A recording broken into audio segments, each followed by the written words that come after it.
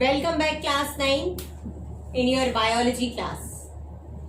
The chapter is fundamental unit of life. Most of the time students ask me, the ma'am, what is the meaning of this? What is the meaning of this? So that's why I prepared this proper class for the differences only. ठीक है? Differences के through easily you can identify the things. It will be easy for you. अगर ये आपको short form में भी आ रहा है, you can write. Difference form में भी आ रहा है, you can write. और सबसे बड़ी बात है कि when we are just learning the things in the differences form, तो ये हमें लंबे समय तक लर्न रहता है. और हमारे इस वीडियो बनाने के पीछे सिर्फ और सिर्फ यही एक मेन एम है बच्चों कि आपकी पढ़ाई का जो स्टैंडर्ड है वो जितना अच्छा हो सके और लर्निंग कैपेसिटी, चीजों को लर्न करने की जो एक आपका व्यूज है और लर्न करने की जो एक आदत है, हैबिट होनी चाहिए. It should be in the form of the differences. Fine.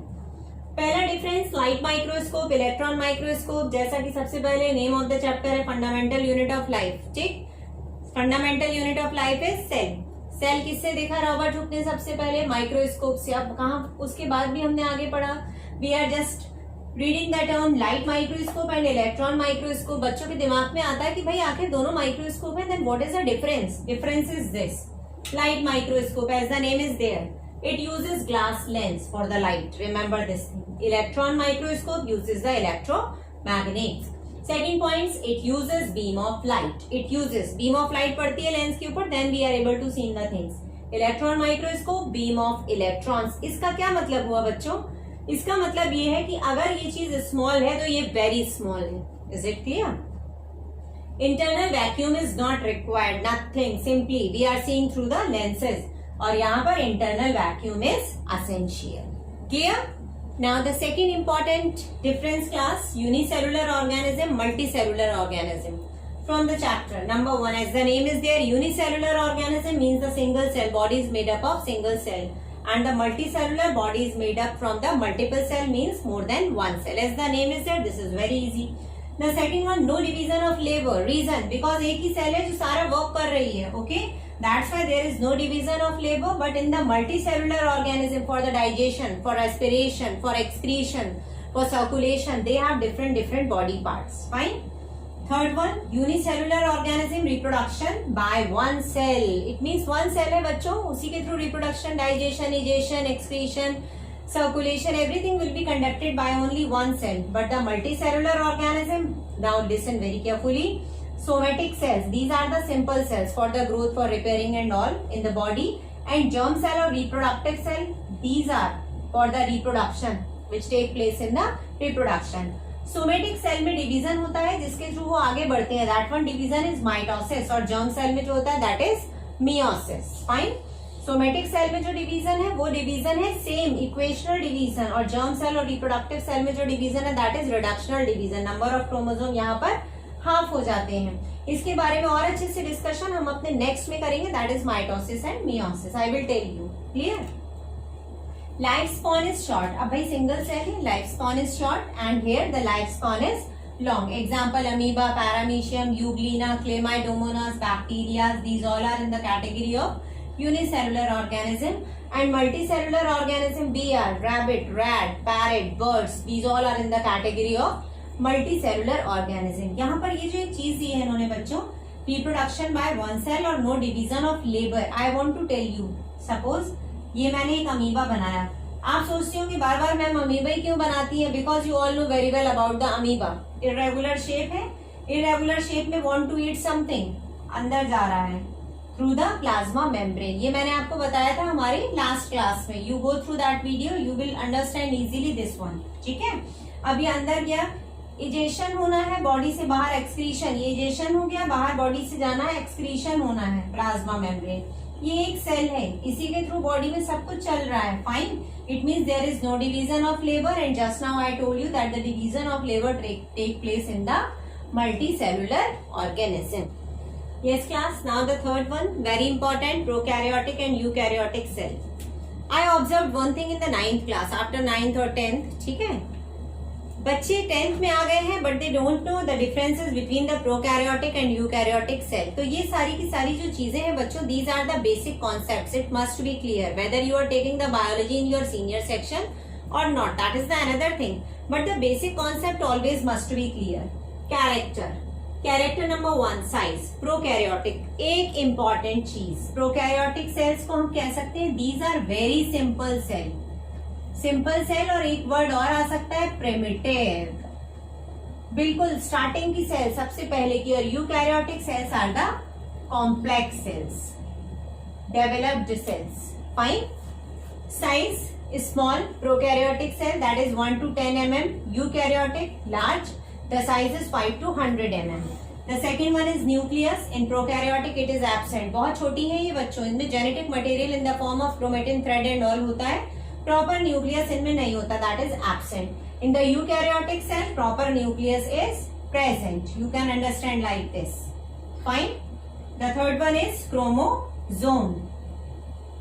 Chromosome is single, fine, but here this is more than one. अभी अभी मैंने आपको बताया यहाँ पर न्यूक्लियस जो है वो भी बहुत सिंपल होता है, तो क्रोमोसोम सिंगल होगा, बट यहाँ that is more than one in a very complex form. Nucleolus, this is also absent. अभी नेक्स्ट वीडियो में, इसी क्लास के नेक्स्ट में मैं आपको बताऊंगी the difference in the nucleus and nucleolus. Fine. This is absent and this is present in the eukaryotic cell.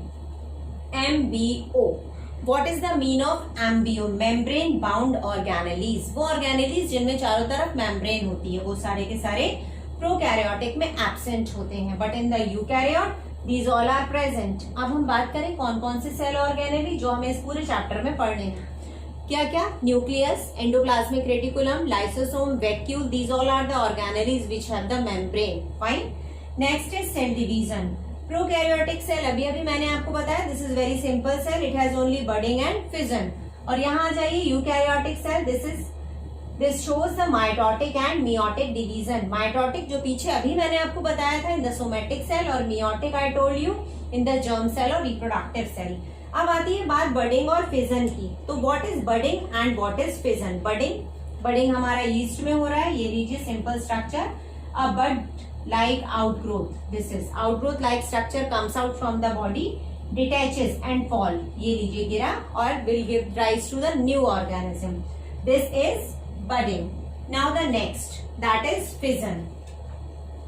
fission is, this is a simple cell will divide into two parts। अगर ये two parts में divide हो रहा है बच्चों, this is binary fission, और more than two parts होता है, that is multiple fission। just now I told you, last time we discussed the nucleus and nucleoid, I told you we will discuss later। now see, nucleus, nucleoid, nucleus larger in size, this is smaller, ठीक है।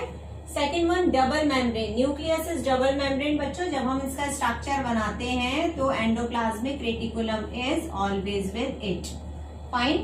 so this is made up of double membrane, this is double membrane, and here covering membrane is absent, होती नहीं है, this is free living। fine। यहाँ पर आ जाइए, nucleolus is present. ये simple हमारा न्यूक्लियस है, इसके अंदर न्यूक्लियोलस होता है, ये प्रेजेंट होता है इसमें, but in the nucleoid it is absent. DNA content is equal towards several DNA molecules because nucleus is more developed than the nucleoid। ये हमारा कॉम्प्लेक्स है, ये हमारा सिंपल फॉर्म है, तो यहाँ पर DNA content is equal to two or several DNA molecules, but here DNA content is equal to a single DNA, simple single DNA होता है। The next important DNA, it consumes or made up of the histone protein। histone protein is very essential और important part for the genetic material। तो ये हमारा DNA जो है ये covered होता है through the histone protein, but हमारा न्यूक्लियोइड में the histone protein is absent. It means जो हमारा डीएनए है that is in the form of naked, naked होता है वो, उसके ऊपर कोई किसी तरह की कवरिंग नहीं होती। तो this is the basic difference between the nucleus and the nucleoid. Now the difference between the cell wall and plasma membrane. इससे पहले कि मैं आपको कुछ आगे बताऊं, लास्ट हमने लिविंग नॉन लिविंग पढ़ा था बच्चों, और अभी अभी I told you the cell wall this is the non living part and plasma membrane is a living part. तो आप एक चीज क्या देख रहे हैं कि when we are just doing the study in a proper manner, तो लिंक बाय लिंक एक में से दूसरी चीजें ऑलरेडी हमें मिलती चली जाएंगी। Cell wall, the first one part outside membrane of the plant cell. Plasma membrane, plant and animal both, बिल्कुल सही, बट प्लांट में कैसे होता है, पहले प्लाज्मा मेम्ब्रेन होती है, फिर उसके ऊपर कवरिंग आती है हमारी सेल वॉल की, ये सेल वॉल। फाइन। और एनिमल सेल में तो डायरेक्टली होता ही होता है. Cell wall is thick and plasma membrane is thin. Just now I told you cell wall is non-living and the plasma membrane is living. Cell wall permeable and the plasma membrane selectively permeable. When we discuss this one, due to the selectively permeability, it shows the osmosis and diffusion. उसके बाद next हमारा आता है the important. This is made up of cellulose, pectin and hemicellulose, जिनकी वजह से it gives the function of protection to the plants.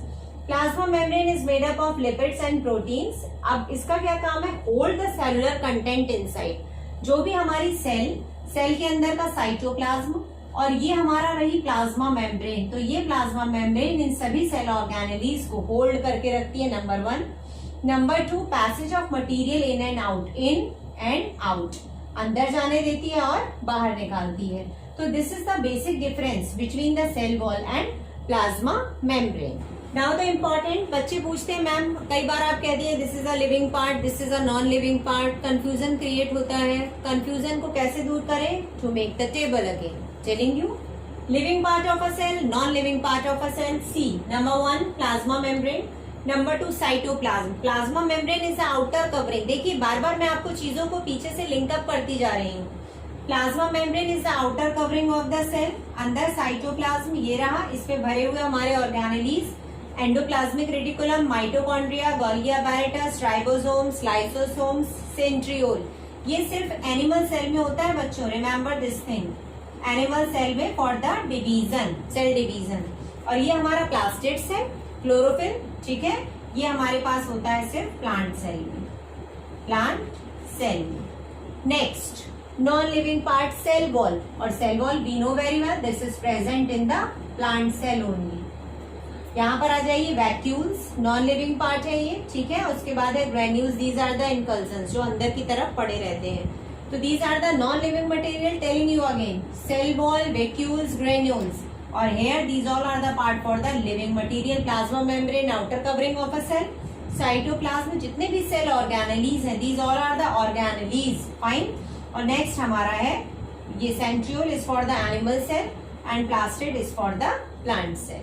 Clear? The living part of cell and non-living part of cell. Yes class. Next difference, animal cell and plant cell. अब आप फिर देखिए, मैं बार बार आपको एक ही चीज कह रही हूँ कि every point is linked up with the another one. See, animal cell small in size, plant cell larger than animal cell. Animal cell, बार बार हम पीछे पढ़ रहे हैं बच्चों. Cell wall. Cell wall is absent in the animal cell. Cell wall is present in the plant cell. Reason?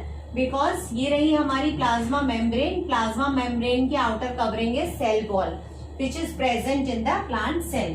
Plastids, there is no formation of the food. Absent है, but one exceptional case is there, that is euglena. This is the link between the plant and animal. Remember this thing. ठीक है, Euglena जो है ये link है plant and animal के बीच का. Because वैसे तो ये एनिमल है, सारा अपनी एक्टिविटीज जो है जस्ट लाइक द एनिमल करता है, बट इट हैज प्लास्टिड और due to the presence of plastid it can prepare its own food. But सिर्फ एक कैरेक्टर फूड बनाने का है, बाकी इसमें और कोई ऐसी चीज नहीं है कि जाइलम हो, फ्लोएम एंड ऑल हो. बाकी सारे characteristic it follows through the animals. That's why it has kept in the animal cell. Next is after plastid. Plant cell में तो ऑब्वियस है, plastids are present. Plastids are present in plant cell. Clear? Next हमारा आता है Golgi apparatus. It is present in the single form. Single Golgi apparatus. But plant cell में आ जाइए, many simple units are dictyosome. When the Golgi, वैसे तो नाम है Golgi apparatus, Golgi complex. ठीक है, but when it is present in the plant cell. Number 1, ये बहुत छोटी छोटी फॉर्म में होते हैं बच्चों, और तब हम इनको डिक्टियोसोम्स कहते हैं. जब ये किसमें होते हैं? प्लांट सेल में. But when they are in the animal cell then they are known as Golgi apparatus, Golgi complex. ठीक है, एक्चुअली गोल्गी साइंटिस्ट थे, कैमिलो गोल्गी, जिन्होंने इनकी डिस्कवरी की थी. उनके नेम के बेसिस पर इनका नाम ही गोल्गी अपैरेटस, गोल्गी कॉम्प्लेक्स पड़ गया था. Animal cell for the division, centrosome and centriole is there. ये हमने पीछे भी किया है डिफरेंसेस में. प्लांट सेल में लेक होते ही नहीं है ये डिवीजन के लिए. Clear? So this is the basic difference. ये वो इम्पोर्टेंट पार्ट्स हैं जो आप इस वीडियो के थ्रू लर्न कर सकते हैं बहुत अच्छे से और प्रिपेयर कर सकते हैं। इस क्लास को क्लोज करने से पहले बच्चों एक बार मैं फिर कहूंगी, for your biology section you just subscribe this channel. You will get so many lots of information about this. Is it clear? So you just see all these things and bell बजाइए और इस channel को subscribe करिए. So you will get, और अगर कोई भी inquiries हो आपको, you want to ask something, then you can ask in the comment box.